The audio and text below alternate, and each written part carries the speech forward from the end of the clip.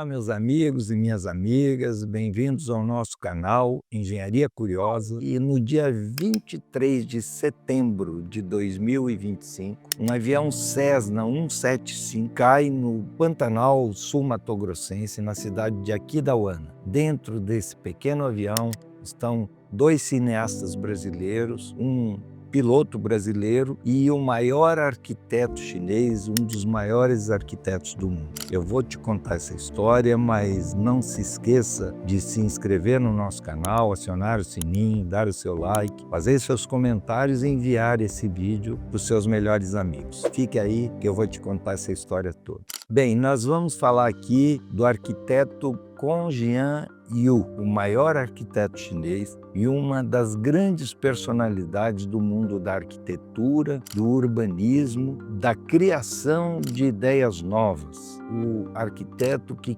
criou o conceito de cidades esponja. We need to embrace water, not boxing against the water, but to play Tai Chi with water. To be friendly, we want to build a green, sustainable infrastructure, which is a sponge city. Mas, junto com ele, nesse pequeno avião que caiu no Pantanal brasileiro, estavam o piloto e mais dois cineastas. Um deles, o Fernando Ferraz, era um cineasta muito importante no país porque ele fez, em 2017, um documentário sobre o Paulo Mendes da Rocha, nosso grande arquiteto que ganhou o prêmio Pritzker. Também fez em 2016, por ironia do destino, ele foi indicado ao Emmy Internacional pelo documentário sobre a queda do avião do time da Chapecoense. Mas além deles, então, estava o Kong-Jian Yu, que é um arquiteto que foi formado na China, mas fez doutorado em Harvard, é doutor honoris causa pela Universidade de Roma, doutor honoris causa pela Universidade de Oslo, na Noruega, e é a maior autoridade no assunto de tratamento das cidades para torná-las mais resilientes, torná-las mais resistentes às mudanças climáticas das quais o mundo inteiro está sendo submetido. O Kong-Jian Yu tem um escritório chamado Turantscape e mantém uma publicação chamada Landscape Architecture Frontier. Fez 20 livros, já 20 publicações. Então, o conceito dele era o conceito da desimpermeabilização das cidades. Water is the same. Water always wins. Conventionally, people solve the problem, one solution, one problem, right? Like flood, okay, we build a wall.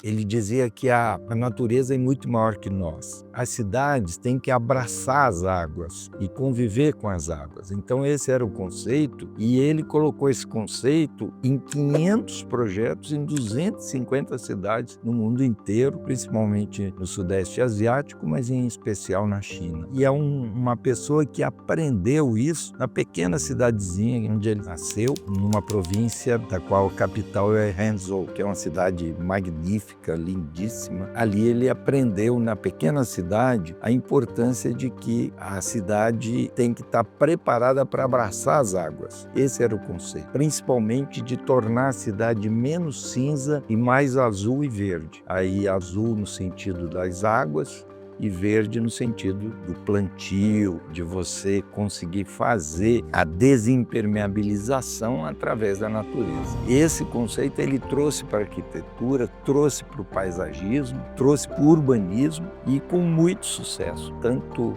nas cidades chinesas, como na Tailândia, principalmente em Bangkok, que houve uma grande intervenção na cidade com excelentes resultados. Esse conceito da desimpermeabilização, ele conseguiu trazer para dentro dos projetos e trazer a ideia de que a cidade esponja é a melhor resposta que as cidades, principalmente as grandes cidades, podem ter em relação às mudanças climáticas, principalmente a grande precipitação que as cidades estão sendo submetidas em pouco espaço de tempo, fazendo com que as enchentes sejam cada vez maiores, cada vez de maior potencial agressivo em relação às suas populações. Uma coisa bem interessante do Kong Jian-Yu, ele fez história também na própria concepção filosófica da arquitetura oriental, porque, de um modo geral, a arquitetura oriental é uma arquitetura espetacular e que não privilegiava a questão de abraçar as águas. Então, ele prega a desespetacularização da arquitetura oriental, e isso é uma grande lição para todos nós. Por exemplo, ele tem estudos que diz que se nós conseguíssemos manter 20% de todas as áreas, de todos os lotes, de todas as áreas urbanas totalmente permeável, já seria possível a cidade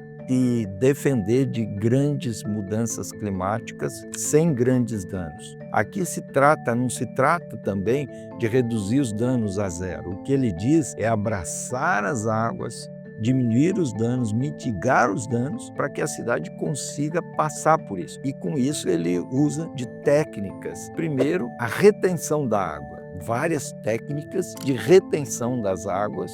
Uma segunda técnica, infiltração dessas águas, o máximo possível, o retardamento da vazante dessas águas e depois a vazante de maneira lenta, que seja natural para os cursos dos rios, que não cause tantos danos para as cidades. Esses foram os principais princípios e esses princípios estão nos seus projetos e que são uma aula para todos nós, para a engenharia ambiental, para a arquitetura brasileira, principalmente nas cidades mais suscetíveis a isso, porque ele mesmo verifica, e é fácil nós entendermos, que a maioria das cidades estão ao lado dos grandes mananciais de água, pela questão da geolocalização, geopolítica das cidades. Todas as cidades são na beira de rios, dos mares, de lagos, grandes lagos. Por essa questão, quase todas as grandes cidades estão sujeitas a grandes problemas futuros com as